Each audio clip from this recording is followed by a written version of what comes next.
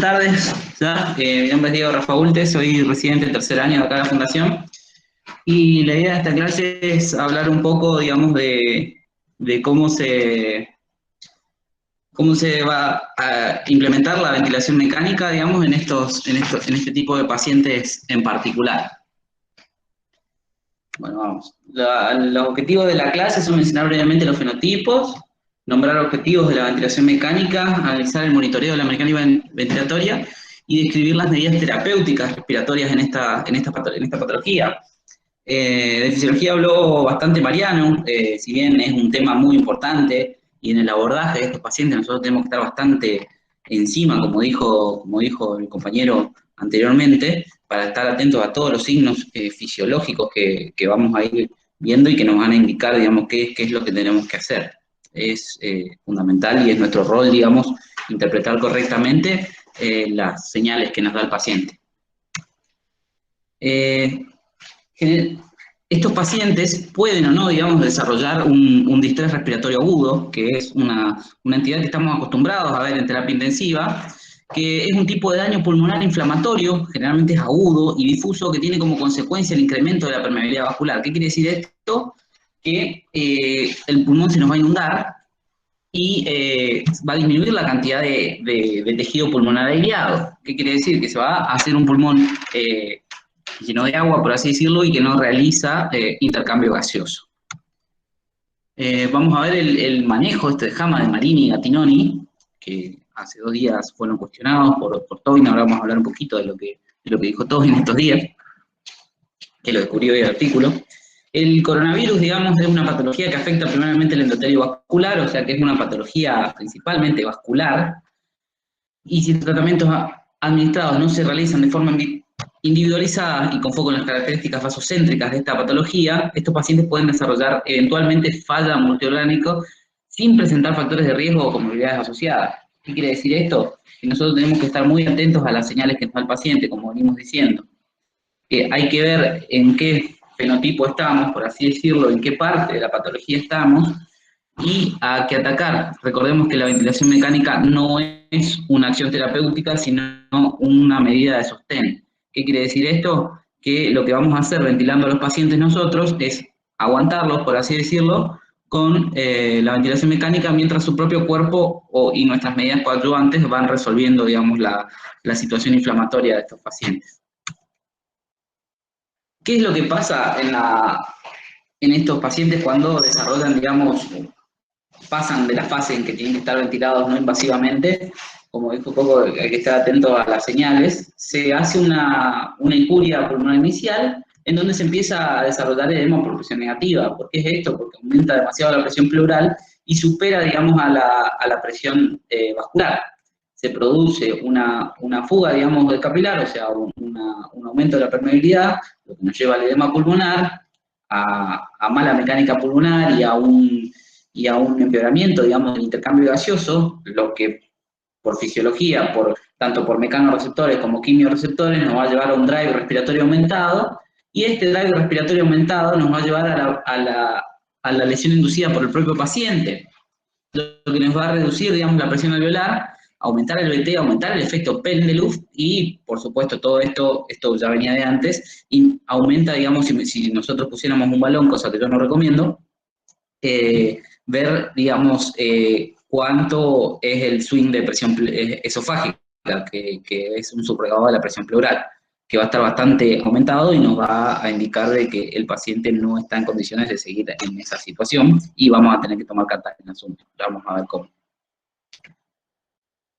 Estos pacientes dirigieron, estos estudiosos dirigieron, digamos, el Billy Vortex, de cómo se da la vasoplejía en el COVID, y puede tomar 2 caminos, digamos, la hipoxemia. Podemos ir hacia el soporte no invasivo, que es todo lo que habló el licenciado Vicente en la clase anterior, en la que disminuimos el esfuerzo inspiratorio y lo podemos controlar, digamos, con oxigenoterapia, con CPAP o con ventilación no invasiva. Y el otro camino es el darnos cuenta, reconocer la falla, como dijo Coco en el mensaje final, e ir a una intubación temprana. Si nosotros no reconocemos estos signos, vamos a la intubación tardía. Preponderantemente, generalmente se da en pacientes con fenotipo H, esto.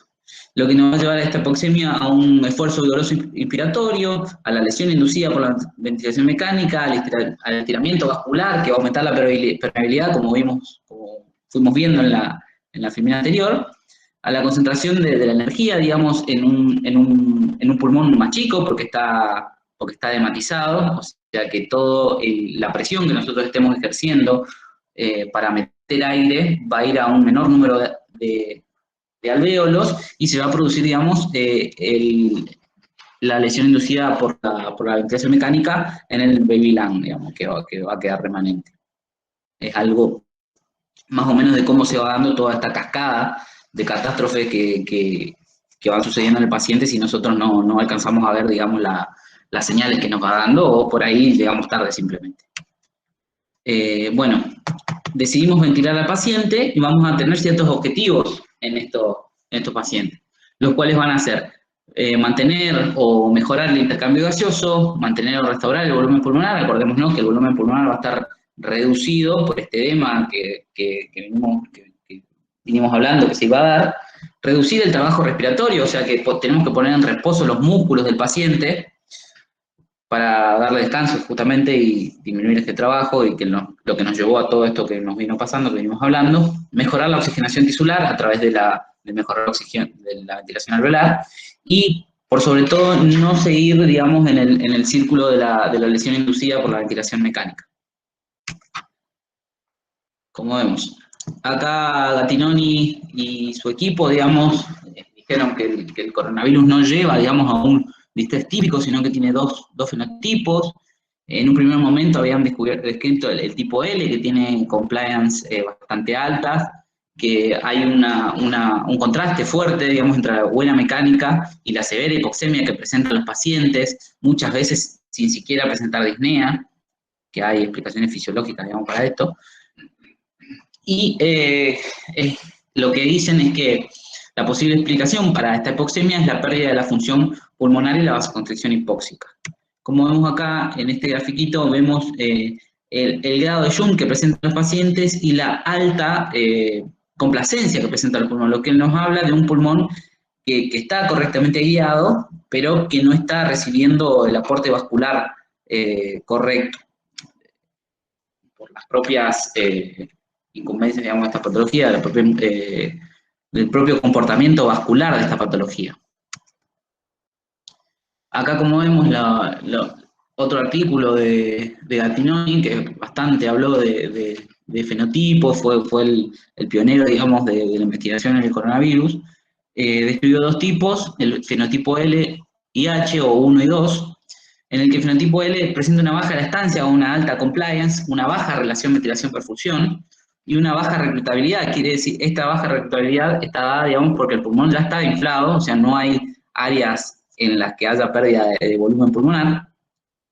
Y el fenotipo H, en el que se presenta una alta lactancia, una alta relación ventilación-perfusión y una alta reclutabilidad. Quiere decir que nosotros podríamos mejorar la oxigenación a través del reclutamiento de estos pacientes. Y estos dos fenotipos coinciden, digamos, en que los dos llevan a una hipoxemia severa que nos van a llevar a la ventilación mecánica. Acá, como vemos, los dos tipos de tomografías, en el fenotipo L, como ven la de acá arriba, esta que está acá, ven como hay infiltrados más periféricos, bien achados y esparcidos a lo largo de toda la caja, de todo el parénquima pulmonar, sin ocupar grandes espacios, sin pérdida de volumen pulmonar. Como vemos, el pulmón está bastante aireado, todo lo negro que se ve es aire.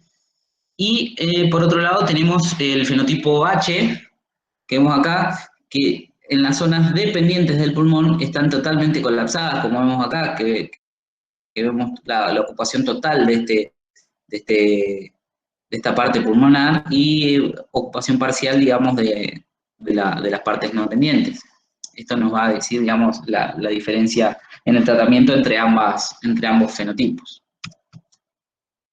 Acá vemos la progresión del daño pulmonar, del virus, más la llamada PECILI, digamos, o o la lesión autoinducida por el propio paciente, cómo va desde el tipo L hacia el tipo H. Quiere decir que la patología puede ir por una mala interpretación nuestra de un tipo L o un tipo H, por aumento de los mediadores inflamatorios, porque se progresa hacia el distrés respiratorio per se, hacia la lesión pulmonar per se, o por la propia progresión misma de la enfermedad, por el aumento por la respuesta inflamatoria exagerada de los pacientes, digamos.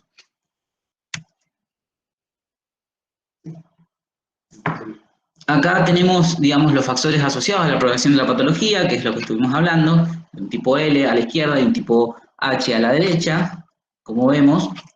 En pacientes no intubados puede ser el disconfort, o sea, la mala mecánica ventilatoria, la mala interpretación nuestra de vuelta, el retardo en la intubación que nos va a llevar a una lesión inducida por el propio paciente, o la misma progresión de la patología. Nos llevan a un tipo 2, digamos. Y en pacientes intubados puede ser el esfuerzo inspiratorio elevado, las disincronías que pueden llevar a la lesión inducida por la ventilación mecánica, o también la misma progresión de la patología. Nos llevan hacia un tipo 2. ¿Qué es la lesión inducida por la ventilación mecánica? Se divide, digamos, en 4 tipos: en biotrauma, barotrauma, volutrauma y atelectrauma. Lo que nosotros podemos inducir generalmente son el volutrauma, el barotrauma y el atelectrauma, son culpa nuestra, digamos, y el biotrauma, digamos, es una consecuencia de cada una de estas. Como vemos, el barotrauma es el que nosotros vamos a estar más sometidos, vamos a estar en más contacto, digamos, que es el exceso de presiones dentro del sistema respiratorio, cuya máxima expresión, digamos, es el neumotórax, o sea que podemos provocar un neumotórax, digamos, por exceso de presiones, exceso de volúmenes. El atelectrauma es lo que se conoce como fenómenos de colapso y reapertura, que van generando un exceso de mediadores inflamatorios, o sea, promueven la inflamación dentro del pulmón. Digamos, este mecanismo aumenta el estrés dentro del parénquima pulmonar y nos va a llevar hacia el biotrauma, que el biotrauma es, digamos, la translocación de mediadores inflamatorios o de noxas, digamos, hacia órganos distantes al pulmón, como por ejemplo el intestino o algún otro órgano, lo que nos va a llevar, digamos, a que la mayor mortalidad en distrés no sea por hipoxemia, sino por falla multiorgánica. Acá vemos el baby lung que venimos hablando, es que cuando el pulmón se empieza por esta permeabilidad capilar a llenar de agua, o sea, o a colapsar, el volumen pulmonar aireado es menor y, digamos, y su compliance va a disminuir. Pero esta compliance, digamos, no es porque el pulmón esté más duro en sí, sino porque el área a ventilar es más chica.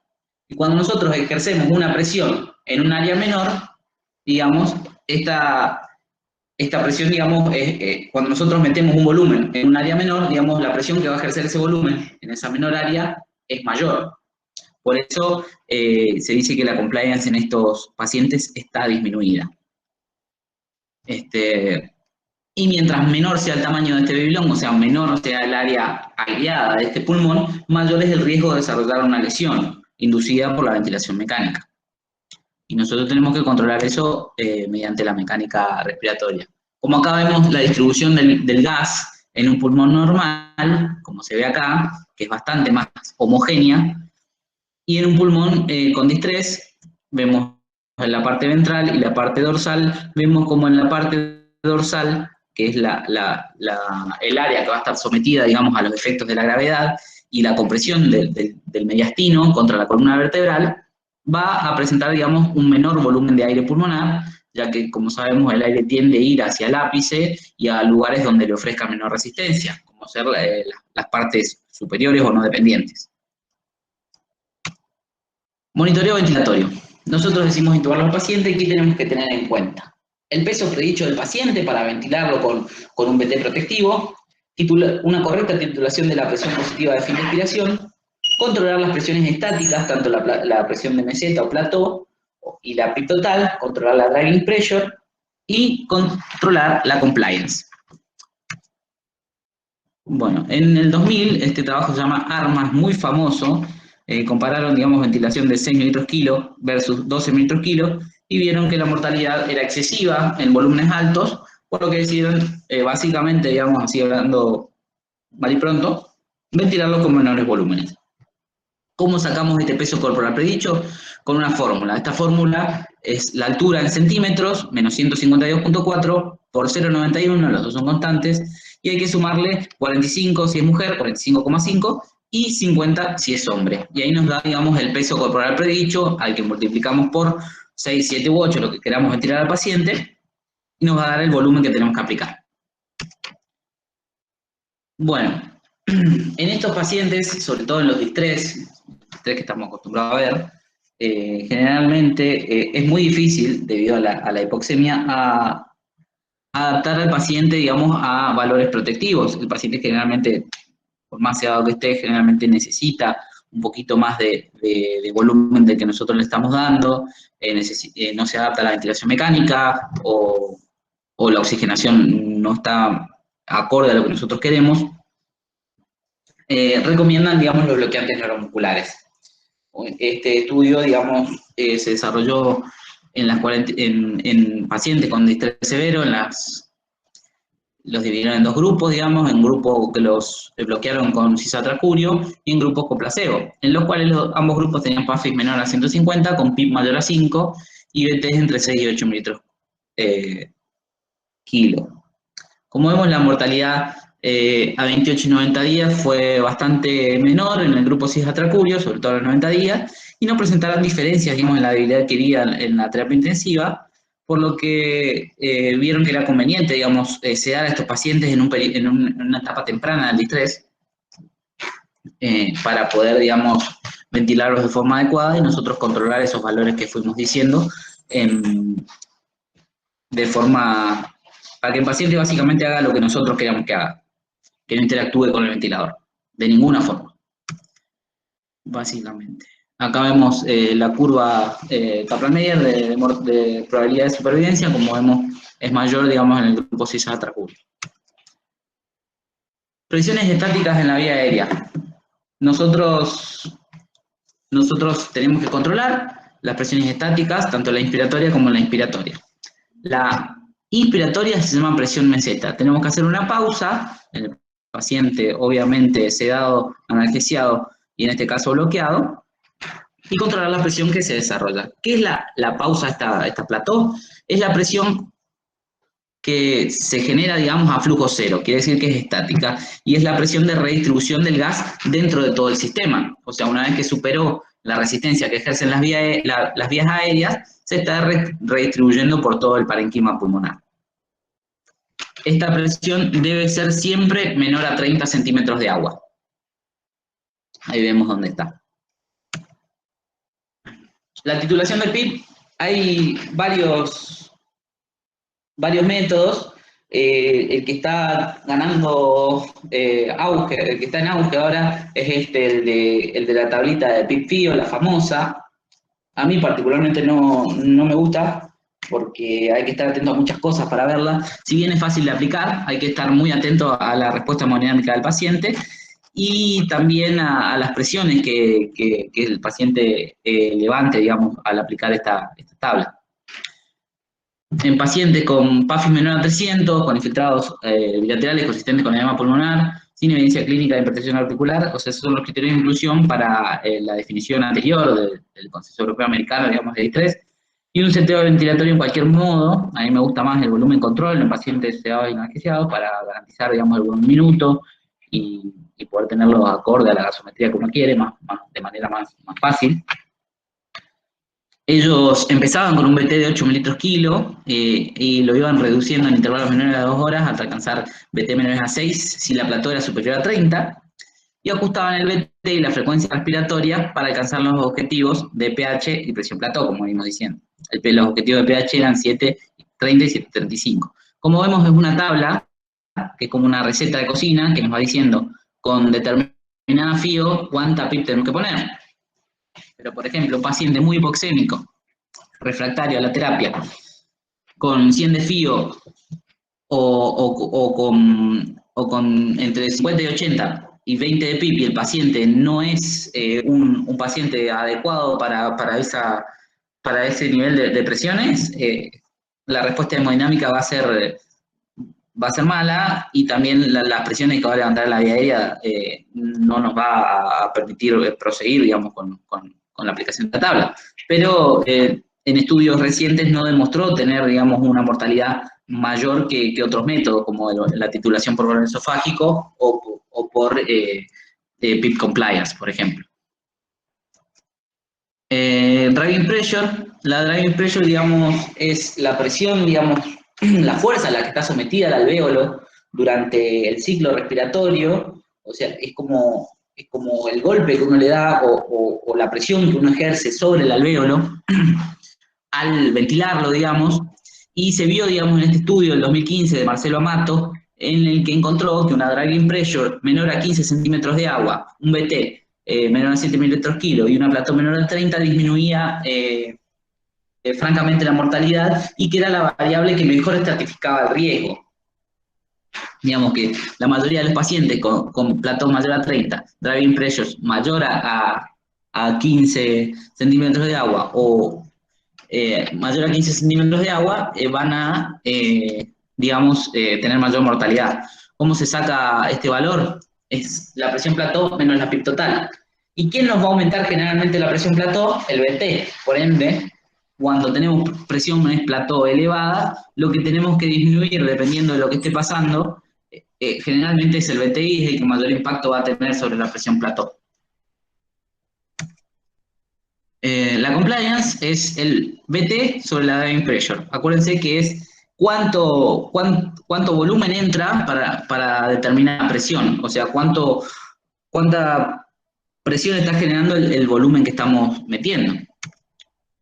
¿Entienden? O sea, es BT sobre presión plató menos PIB total, nos va a dar la compliance, y en estos pacientes generalmente la compliance va a estar disminuida, lo que quiere decir que vamos a tener que generar un mayor driving pressure, digamos, para un mismo BT, lo que nos va a dar una curva más o menos así. Como vemos, grandes cambios de presión generan poquitos cambios de volumen. Nuestra curva sería más vertical.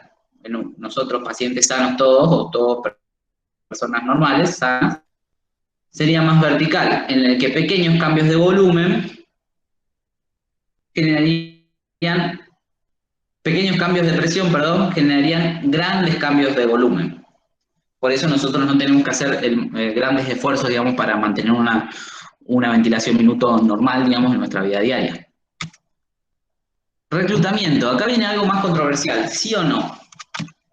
Es bastante controversial, digamos, no está bien definido si hay que hacerlo o no hay que hacerlo. Es como la entrada de gas en áreas previamente no ventiladas, incluyendo áreas ventiladas o no previamente. Consiste en el aumento transitorio de la presión alveolar por encima de los niveles de la ventilación protectiva. Hay distintos métodos, por ejemplo, poner la presión, ponerlo en CPAP de 40 a 40 durante 40 segundos, o en presión control, digamos, subir la pipa hasta 30 a 40 centímetros de agua con presiones pico menores a 50 a 60.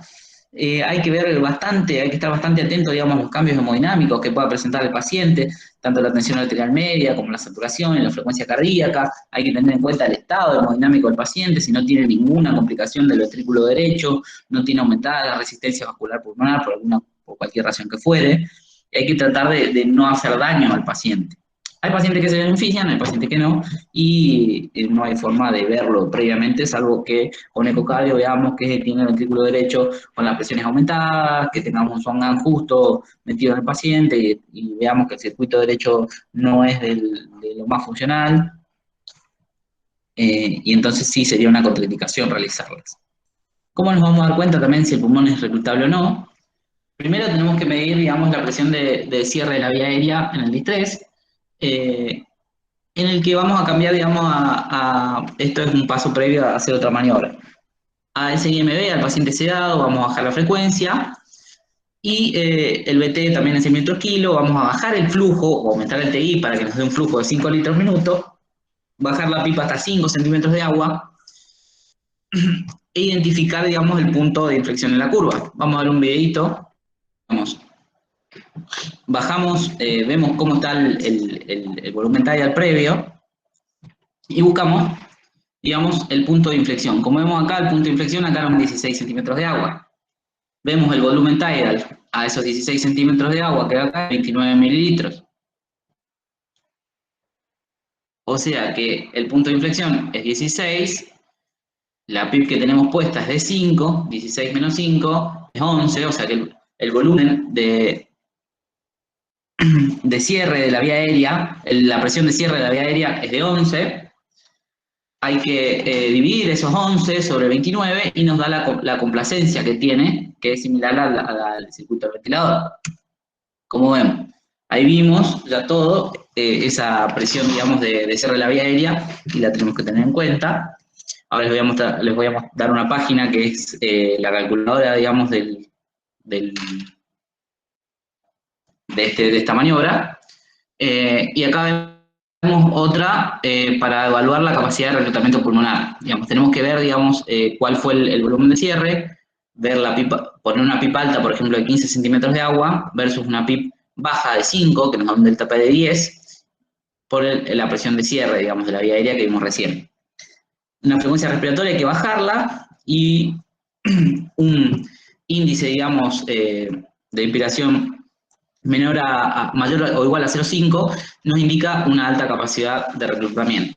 Acá vemos la relación RI, reclutamiento inspiratorio, vemos el BT alta-baja PIB menos el BT de la baja PIB, o sea, acá 5, acá aquí a 15, por ejemplo, acá nos da 800 de BT y acá nos da, no sé, 300, dividido sobre el BT que nosotros estamos metiendo, y eso lo multiplicamos por la plató a 5, por ejemplo, menos la PIB baja, y la plató, la PIB alta menos la PIB baja.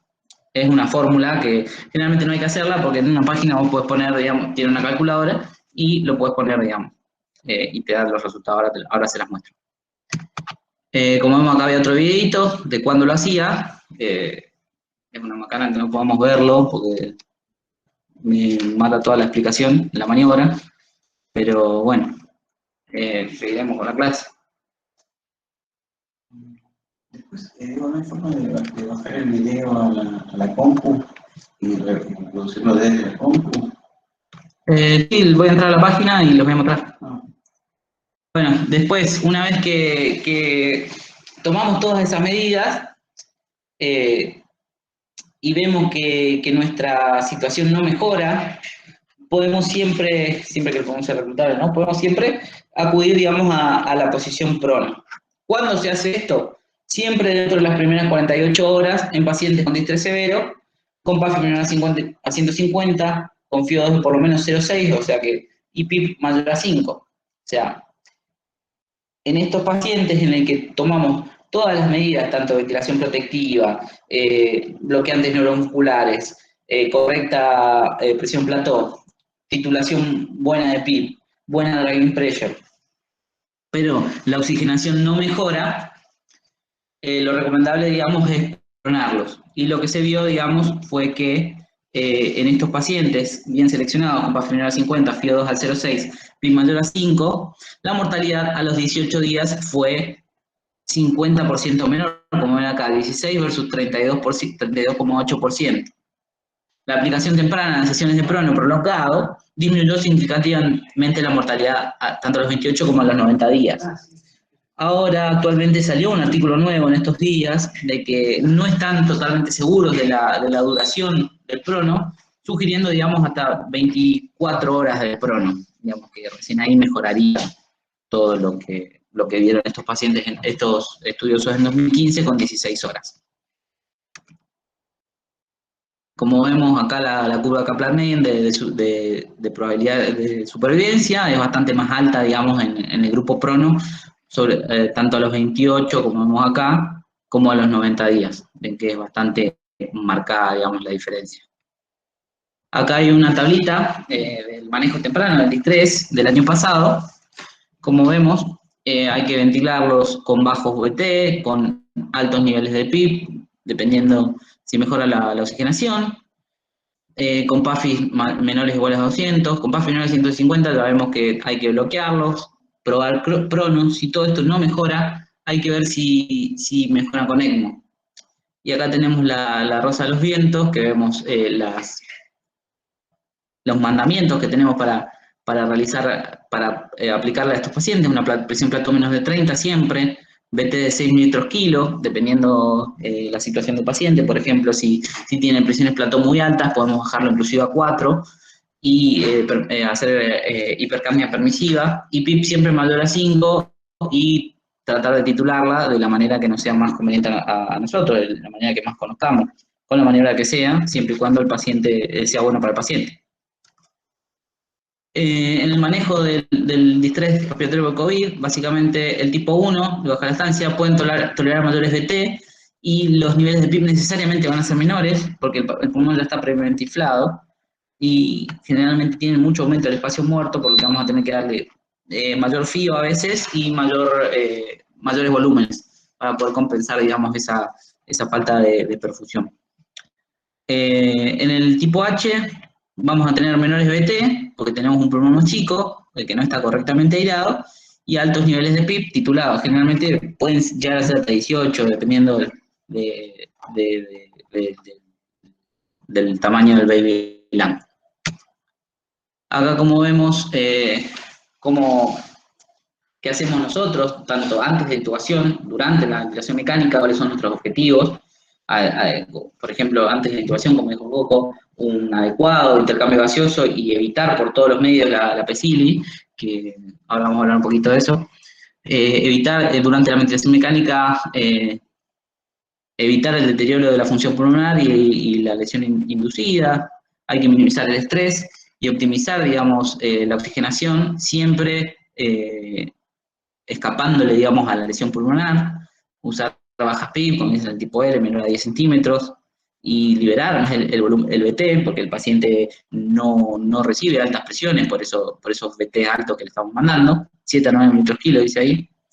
Reducir, digamos, la demanda de oxígeno en el tipo L y también considerar el prono, a ver si tiene una respuesta. Tendría una respuesta menor, digamos, que en el tipo H, pero podría llegar a responder, digamos, por una redistribución, digamos, de la perfusión hacia alveolos mejor ventilados, como vemos.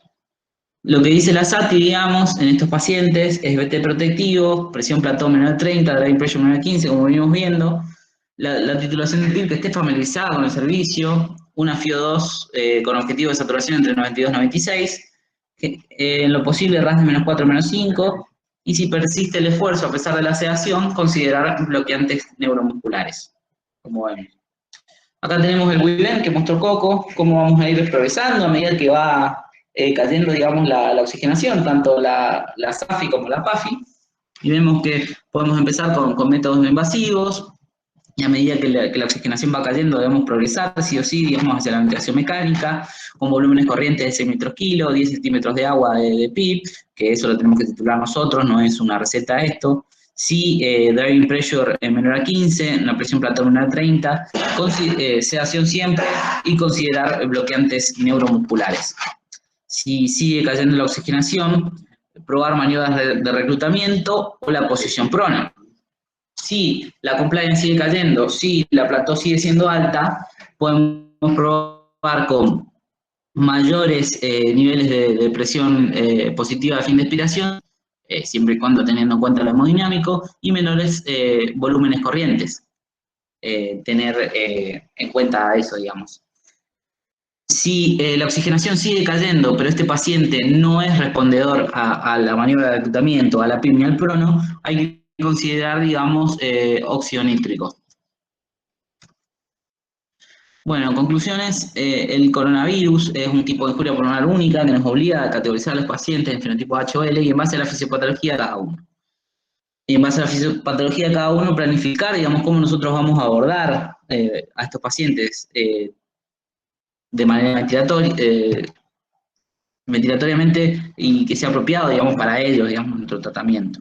Acá tenemos la página, digamos, es rtmaven.com, vamos a tratar de verla acá. El BT exhalado a alta PIB vamos a poner 480. El BT exhalado a baja PIB Está grande cada vez más la... Sí. A baja PIB, el BTX a la baja PIB, vamos a poner la cifra 21, vamos a hacer el delta P de 10, vamos a poner de 11, que es lo que nos dio el 16 menos 5S, que eso es lo que tendría que ir, digamos, esa es la presión de apertura, o sea, quiere decir que de ahí tenemos que empezar a calcular, porque si vamos por abajo, digamos, estaríamos subestimando, digamos. El BTX al lado, por ejemplo, si por ejemplo vamos a hacer lo que sea un pulmón reclutable, vamos a hacer de 800, y la presión plató a baja PIB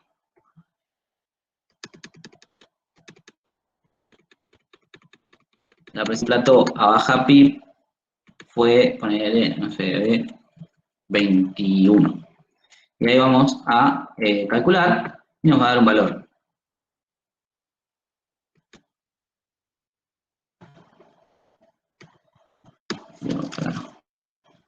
El 16. monitor es distinto. Sí, ahí te bajo el zoom.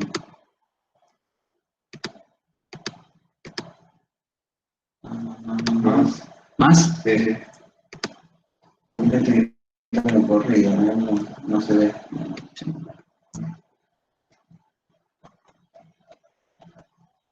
21. Ahí vos sí lo ves, Diego, en tu pantalla, sí. Sí, yo lo veo bien. Ah. Vamos a hacerlo con 15. Se me va a cargar. Perdón,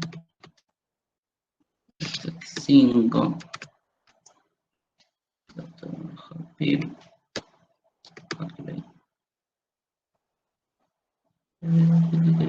High pip, sí. Acá vamos a poner ahora el pressure 10. 0. No me da cosa. Bueno, vemos que este pulmón no es tan reclutable. Si ponemos MAVT, por ejemplo, acá ponemos 1000. Lo que tenemos que mirar nosotros es la diferencia entre el BTI y el BTE. Ahí da 0,25, lo que nos da un pulmón no reclutable, digamos, por los valores que pusimos. Mayor a 0,5 es reclutable, menor de 0,5 no es reclutable. Lo que tenemos que nosotros prestar especial atención es al primer BTE, digamos, BTE exhalado, cuando ponemos tanto la alta PIB como la baja PIB. Y ahí vamos a tener los números para hacer el cálculo.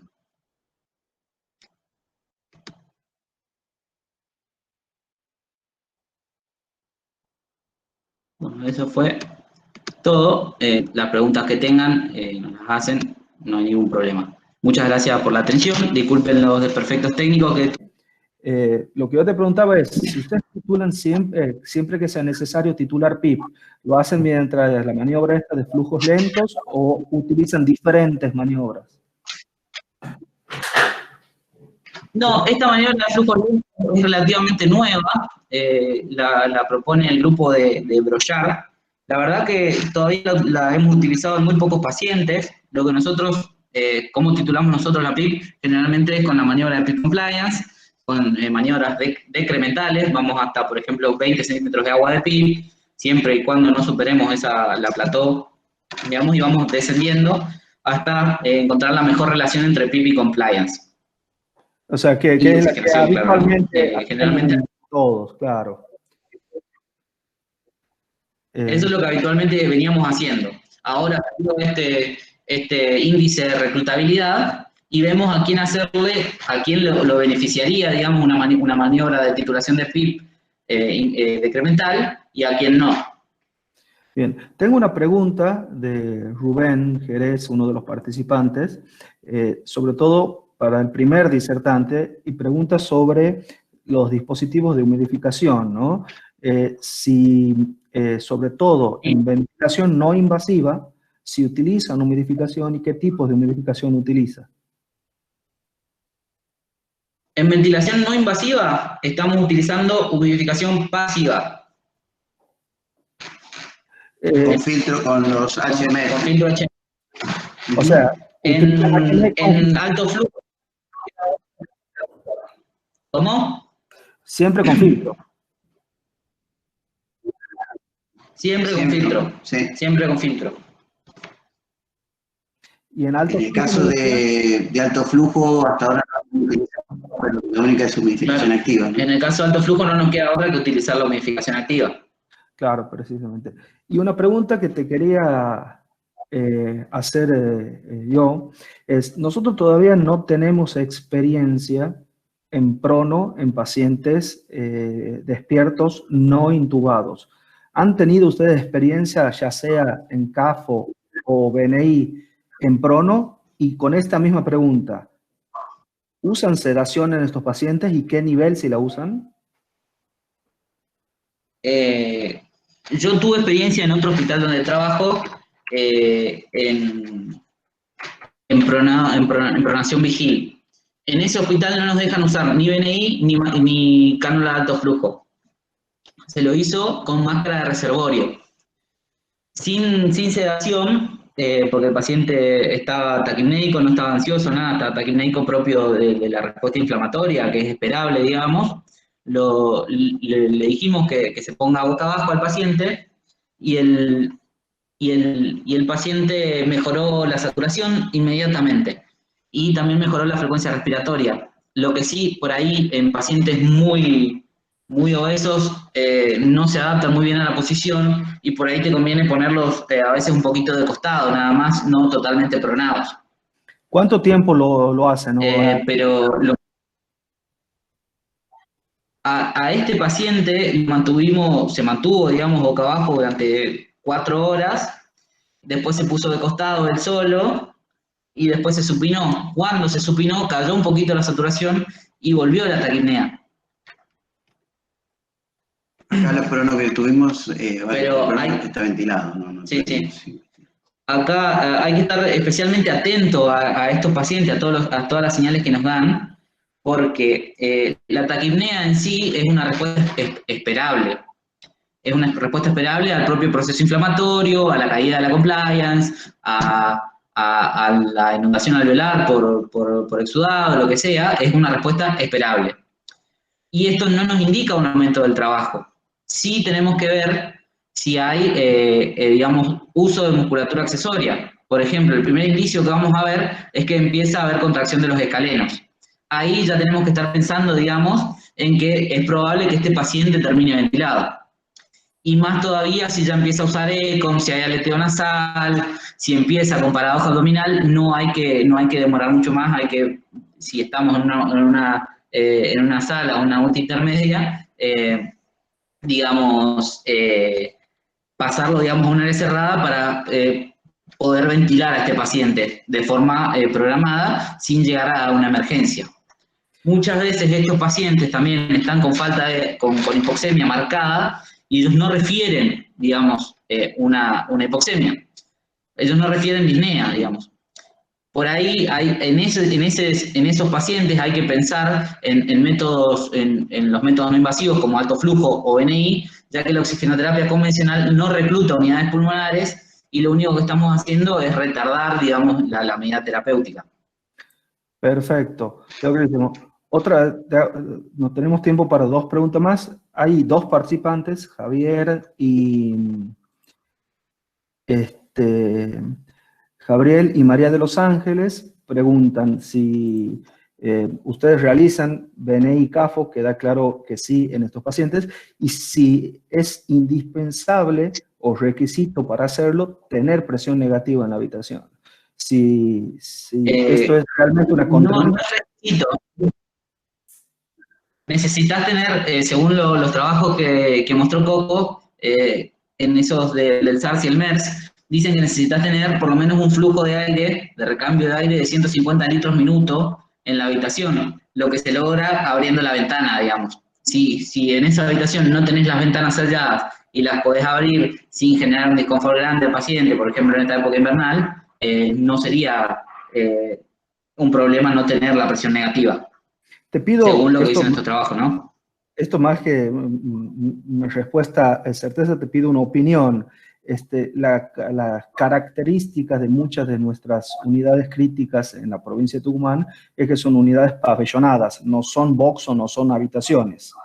En estas circunstancias, ¿harías de todas formas estos métodos no invasivos? Dependiendo de la interfaz que tengas. En realidad, Con máscaras oronasales o Performance yo no las haría porque la dispersión está demostrado que es bastante mayor, digamos. Y el helmet hay pocos en Argentina, así que dudo que tengamos helmet. Por ende, yo no haría ventilación no invasiva en los pabellones si tenemos un área mixta, digamos. Si todos son COVID positivos, y bueno, no vamos a reinfectar a otro. Pero si hay pacientes que no son COVID positivos, con pacientes que están en sospecha que son COVID positivos, sí, no estaría bueno, digamos, pasarle el virus a otro paciente que no lo tenía. perfecto, quedó claro.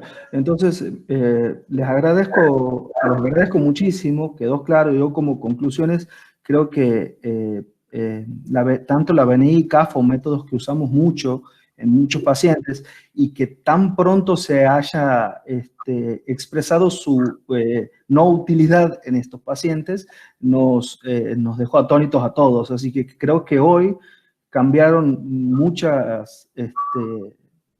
paradigmas, cambiaron muchas formas de ver y con ciertas salvedades creo que se pueden usar en formas relativamente seguras, ¿sí? A ver si hay alguna pregunta Sí. más. Una cosita más que quería agregarte, que a nosotros nos genera, más allá de que está esto, ¿no? Que algunos sí, otros no, genera en un momento determinado, tenemos una población de base, tenemos pacientes posquirúrgicos, tenemos pacientes trasplantados, tenemos pacientes pre-trasplante que utilizan habitualmente BNI, tenemos pacientes cardiológicos en edema agudo de pulmón que también utilizan BNI, pacientes con SAOS. Ha generado internamente en la institución todo un tema por la cantidad de pacientes asintomáticos o con PCR negativas, que después de golpe se positivizan. El uso de la BNI es todo un tema. A veces uno cuando ya tiene el paciente detectado con COVID es una cosa, pero otra situación complicada es cuando no sabemos si el paciente tiene o no tiene. Y tiene indicación de BNI por otro motivo. Entonces, eso también ha generado un tema interno y va a generar, o me imagino que en muchos lugares se está generando este tema, hasta dónde lo hago, qué medida de precaución utilizo, utilizo filtro, no utilizo filtro, siempre tengo que utilizar elementos de protección nivel 3 cada vez que vamos a utilizar ventilación no invasiva, aunque no sea un procedimiento invasivo. O sea, hay una serie de situaciones que se generan en el ámbito hospitalario de mucha duda por la inexperiencia que también todos tenemos. Por eso un poco la idea de armar con el equipo estos análisis de toda la información que hoy está publicada. Fíjense que Diego hoy les mencionó recién información de un artículo que salió ayer o en estos días. Entonces, permanentemente hay información y permanentemente tenemos que estar analizando esa información. Hay un comité interno en el hospital que trabaja sobre distintas conductas y eso es muy importante que se desarrollen dentro de los hospitales comités de crisis o comité de manejo de estos pacientes para poder también afrontar un montón de situaciones particulares y además de darle la mejor terapéutica al paciente, poder proteger al personal, que no es una cosa menor y también se mencionó bastante.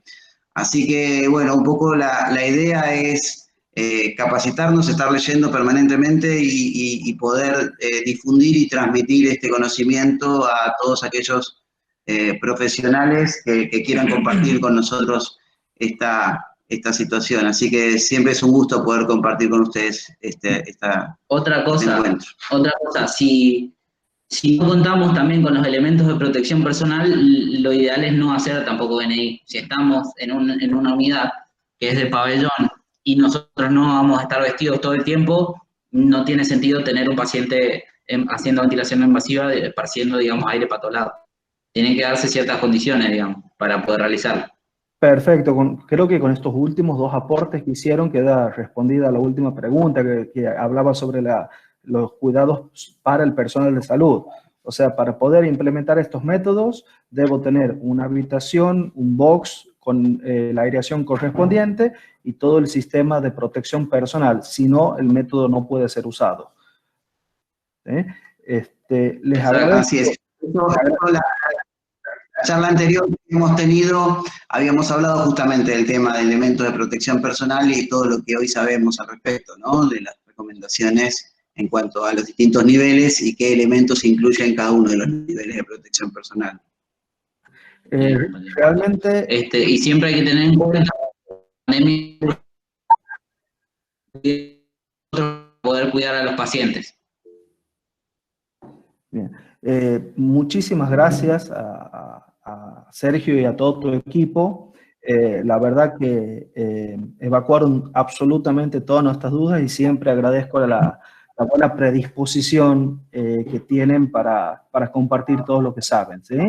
Lamentablemente no nos queda mucho más tiempo para más preguntas, así que les vuelvo a agradecer y permanecemos en contacto.